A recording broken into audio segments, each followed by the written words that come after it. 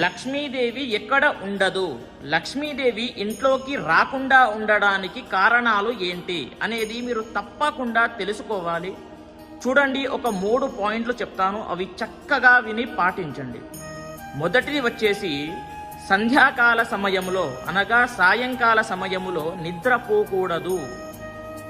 అది లక్ష్మీదేవి ప్రవేశిస్తున్నటువంటి సమయము కాబట్టి ఆ సమయమున నిద్రపోకూడదు. అది గుర్తుపెట్టుకొని పాటించండి. ఇంకొకటి రెండవది వచ్చేసి ధనానికి, ధాన్యానికి, పుస్తకానికి పెద్దవాళ్లకు కాళ్ళు తగలరాదు.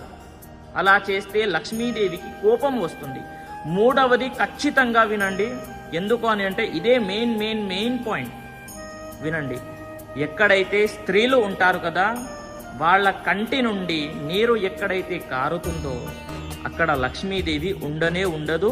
ఆ